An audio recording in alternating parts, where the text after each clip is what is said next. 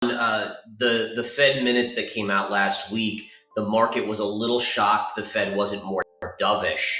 They seemed very, very hawkish, and that's really where we topped out in the equity markets. So we've seen that pull back now. We've two pretty big sharp down days, Friday and today. And now the question is, again, where do we go? So I think for Bitcoin itself, Bitcoin is kind of trying to figure that out as well. And in fact, we can go to the Bitcoin chart here. Let me bring that up so we can take a look. But basically, we broke down below this channel. So this was a bearish kind of channel, perfectly parallel lower line and upper line. And you can see on Friday when we had the big market sell-off, it did break.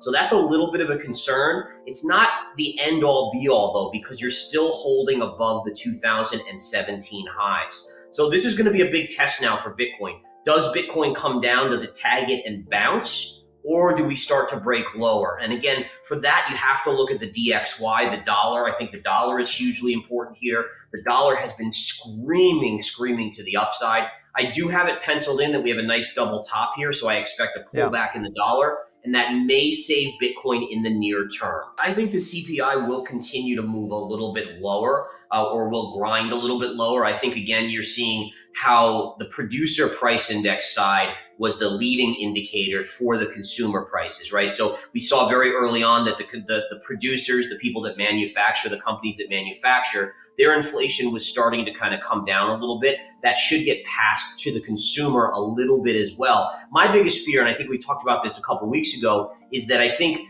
everyone's expecting it to go to 2% or below, like the Fed says. I don't think it does that, and I think that's your big issue later in the year. So later in the year, early 2023, the market starts to realize that inflation's stuck at 4 or 5% per year. And when we get to a point, whether it's this year, the next year, the year after that, when you have a recession, we know that recessions are inevitable. How does the Fed get us out of that this time when they can't print money? And that's the scary thing. And I think that's where, whenever that is, that's where you see the bottom in Bitcoin, where Bitcoin finally starts to turn back up and say, okay, now we have a new scenario. The Fed's not bailing us out. Inflation's not coming down.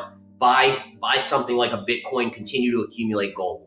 I think for me, at least when it comes to Bitcoin, I think that Bitcoin still has a small chance to make one more push up. It almost seems too easy. And I'm a kind of a contrarian trader where, we've broken down the Bitcoin chart, never really had a big spike that got everyone on board on the bullish side. A lot of people were bullish, but not to the extent that usually signals a reversal in trend. So I am kind of curious if we see that. And I agree. I mean, if you look at the Bitcoin's price today, it's only down a little bit. In fact, the equity markets are down percentage-wise more than Bitcoin, which is somewhat on the rarer side, especially when the dollar is as strong as it is. So I don't know if we can look at that right now and say, oh, that's actually a strong indicator for Bitcoin, but it very well could signal maybe a little bit of upside still left in Bitcoin's tank before it finally rolls over. So I think it's important to understand, I'm not debating whether or not Bitcoin's going to go lower. I do believe it does.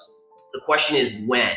And that's going to be key here. Do we get one more push up, retest 25, maybe get to 28, or is it done now and just kind of going to that 12 to 13,000 range? I mean, you're literally where we were on the dollar on June 13th or so, June 14th. And so that would be a double top. And then I like to go to my weekly chart and zoom out a little bit. And I still think that for the dollar to only have pulled back as much as it did and then retest and break out, it doesn't seem likely because these two trend lines are so powerful. So if anything, I'm looking at this as more of a double top, at least in the near term, that should push the dollar back down. Now, you might say, well, what's the catalyst for the dollar to pull back? Well, what about the jobs number coming not this Friday, I believe, but next Friday? I think that's going to be a big one because we know the jobs number is a lagging indicator, or at least a lagging indicator, right? So we know that some of the economic data is already kind of weakening. But the jobs data has been so strong that everyone's saying, oh, well, the Fed has to keep tightening because they can with the jobs data. But if you see some weakness in that jobs data, it's all of a sudden going to put the Fed in a much different position, and that will likely weaken the dollar quite a bit. That if the world crumbles, meaning that if China crumbles because their real estate market's crumbling, if Europe crumbles because of natural gas and Russia, basically what's going on is people will flood into the dollar. So my thinking is that people are over anticipating that. And my guess is, number one, we've heard that China's already cutting interest rates multiple times. They're stimulating their economy. My guess is, again, we're going to see natural gas. I have a key level on natural gas that shows it's likely going to top out. And so I think people are actually over anticipating these events. And when it doesn't come to fruition, that's going to be also a trigger for the dollar. In fact,